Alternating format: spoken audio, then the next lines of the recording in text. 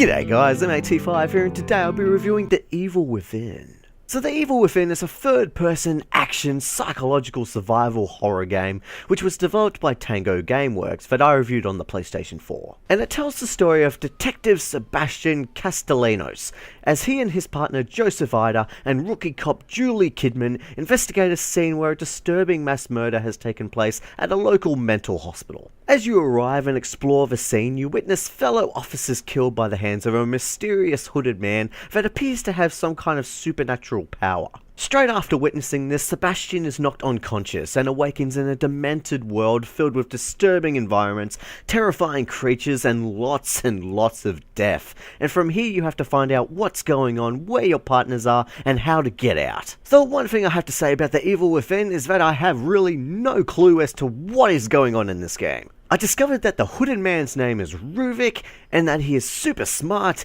and was doing some kind of experiment, but it never really clicked with me what his actual motivations were. So since I didn't understand what was going on, I didn't get that motivation to play the game for its story, but luckily there were other aspects that drew me back to the game. And also, don't get me started with the script writing and voice work for this game, which is, it's just like it's B-movie kind of voice work and dialogue, if you can believe that. But anyways, you play as Sebastian, of course, and you end up fighting for your life in a variety of locations, each as interesting, disturbing, and beautiful as each other. I actually think the atmosphere and environments really sold this game for me. The world around you constantly changes all the time, which allows for an impressive variety of environments. This allows the developers to create classic horror environments to equally satisfy and terrify the player, and the amazing visuals really sell the look of this game. This game is actually made by Shinji Mikami, the same guy who created the Resident Evil series, and it really does show here, and there's even certain events that you'll recognize from those games, which is really awesome. I think this game is a great mashup, mixing gameplay from the Resident Evil series, but in a psychological world of the Silent Hill series. The combat is quite solid, it feels very Resident Evil 4, but with some tweaks such as being able to move and shoot, and freely doing melee attacks. But the one most annoying issue that I had with the combat is that the aiming camera is zoomed in way too much. It's not an over-the-shoulder camera view, but more like a right-on-the-shoulder camera view, and it made it really difficult to hit targets within close proximity. To add to this annoyance, for some reason I had quite a bit of trouble nailing headshots, so often I ended up missing and wasting the very limited ammunition. I think this is also due to the zoomed camera, which also just feels different to aim with, but as I kept playing I got a little bit more used to it, but the issue was still there. Other additions to the gameplay is that you can attempt stealth takedowns on enemies, use bottles to distract or harm your enemies, and even collect matches to burn corpses, cause you know, just in case. Now I played this game on normal difficulty and man was ammunition scarce. There was so many times where I was constantly running out of ammo and started actually doubting if I could actually get through some of the sections in this game. To help counteract the limited ammunition, you obtain a crossbow that you can find scrap parts to create a variety of different bolts, from explosive arrows all the way to ice arrows. Other than the crossbow, the weapons aren't too extraordinary, from handguns, shotguns to rifles and grenades. Now there were times within the game that I felt limited resources worked really well, but then there were some sections in the game where you face demented humans that wield all sorts of firearms, from pistols to assault rifles. This is usually workable, but when they start throwing a mix of these enemies at you at once, over and over, ammunition will disappear fast, and started to lead to frustration. At least exploring the environment is usually quite rewarding, as there are hidden sections, breakable objects, and even special keys for you to find within these little statues. These keys are used in the mental hospital that acts as a sort of hub where you are able to save your game, upgrade your character in the most demented way possible, and use these keys on a number of morgue lockers that contain a hidden item inside. I loved this and the hub area in general. Every time you travel there, it's exciting as different events can occur, the area changes throughout the game, and that chair hurts my mind every time I use it.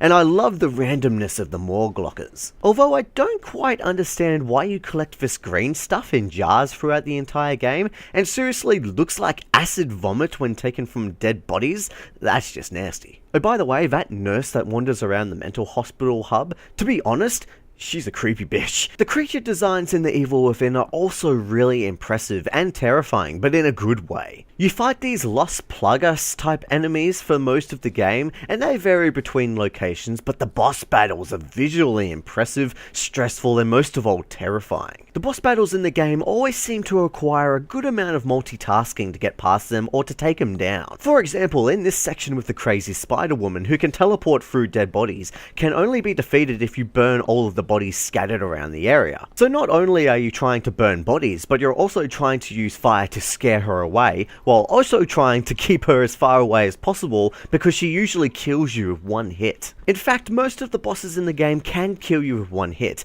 and after a while this can start to feel quite cheap and will lead to frustration. So in the end, yes, this game has problems, but at the same time it's quite an achievement when it comes to psychological survival horror games. This is just one of those games that actually gives you that uncomfortable feeling just from wandering around the environments, which range from looking absolutely terrifying to looking just plain disturbing. I really like the creature designs within the game, which can even try and rival some of the best Silent Hill enemies, and I love the hub area and the hidden keys and the rewarding leveling system. It's just a shame that those few issues just kept bugging me from time to time, from unstable frame rates, a lot of texture pop in, usually during cutscenes, bad aiming camera, plain bad voice acting and dialogue, and cheap deaths, and trust me, you will die a lot. So I give The Evil Within a 7.5 out of 10. I feel that this is a must-play for fans of survival horror, as it has fantastically terrifying environments and creatures,